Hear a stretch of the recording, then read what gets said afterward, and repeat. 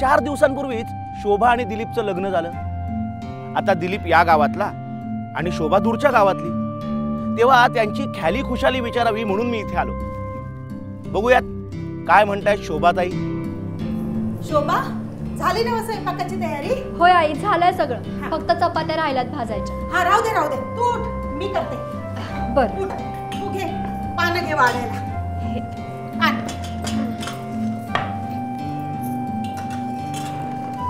अरे पानं बी वाढून तयार आहे की. पोरांनो, अरे या रे जेवायला. छाया, अरे दिलीप, चला या बसा. Hello hello.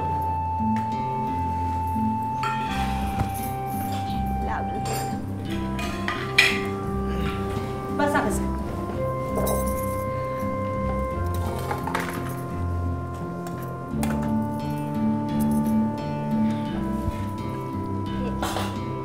आणि बरं काय पोरांनो, आजपासून स्वयंपाक शोभाच्या हातचा आहे.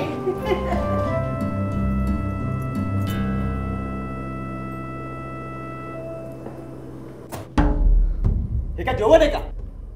ना मीठ ना मसाला. मीठ कमी असेल पण खीर खाऊन बघा ना, चांगली झाली असेल. खीर तू पण तशीच केली असेल, बिना साखरेची. तुझ्या त्या डायबिटीज वाले बाप मला लागते ना तशी. नको मला असलं जेवण, तूच कर. हा ऐका ना, चुकलं माझं, पण असं भरल्या ताटावर नका उठून जाऊ. चुकलं माझं, मला माफ करा ना. चले.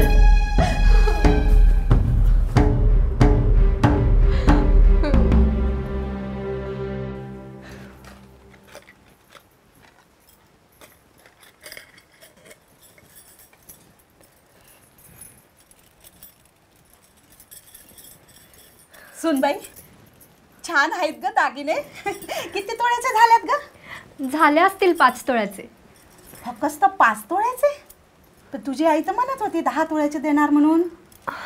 अहो करायचे होते 10 तोळ्याचे, पण नाही जमलं.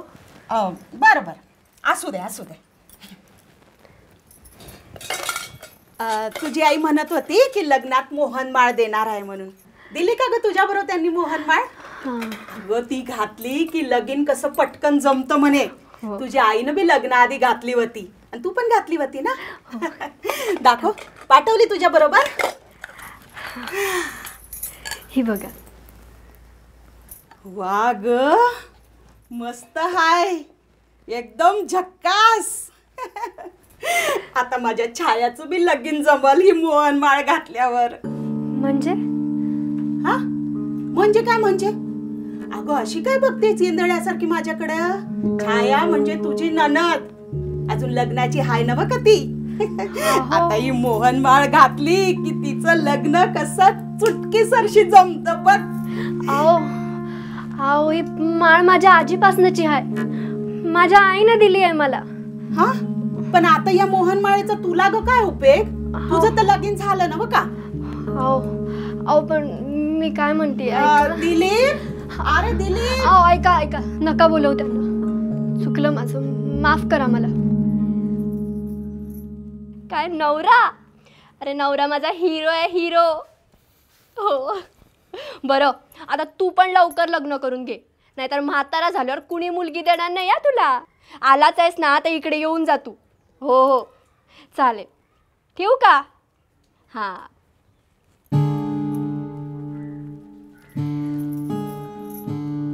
कोणाशी बोलत होतीस? अहो संदीपचा फोन होता. 10वीत माझ्या वर्गात होता तो, नंतर दुबईला गेला. आता आलाय ना, तर लग्नाची बातमी मिळाली, लगेच फोन केला मला शुभेच्छा द्यायला त्याने. ते सगळं ठीक आहे, पण एवढं हसत खेळत गुलगुल बोलायची काय गरज आहे? अहो पण ते कुठे काय बोलले? विरोध करतेस वर मलाच उलट बोलते.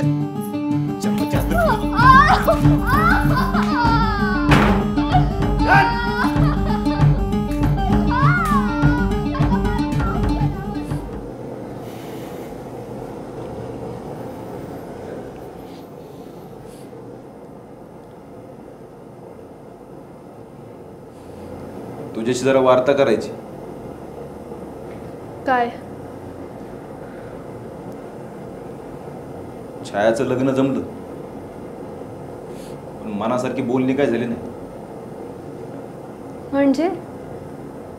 चांगलं थाटात लग्न करून द्या म्हणतात.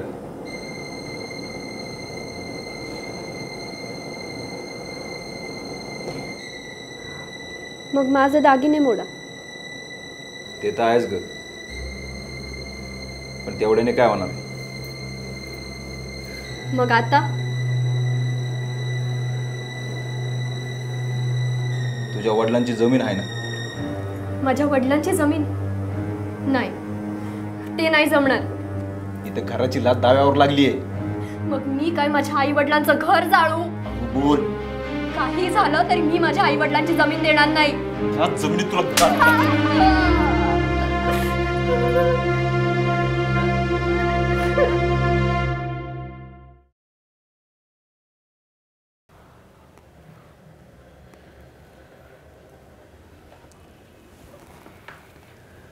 छातीच्या 3 फासळ्यांमध्ये क्रॅक आहे. बराच मुकामारही लागलाय. छातीवर प्लास्टर काही घालता येणार नाही, पण किमान 1 महिनाभर बेड रेस्टची आवश्यकता आहे. कुणाशी झटापट झाली का? वजनदार आणि जड वस्तूंनी बऱ्याच वेळा मारहाण झालेली दिसते. नाही, असं काही नाही. मी विहिरीवर जाते ना पाणी आणायला, तिथे फार निसरडं झालंय. तिथेच घसरून पडले. माझीच चूक आहे. मी शहरातल्या डॉक्टरच्या नावाने चिठ्ठी देतो, तुम्ही त्यांना जाऊन भेटा. नाही, नको. मी घरीच आराम करेन. हो डॉक्टर, आम्ही काळजी घेऊ तिची. चल चल निघूया.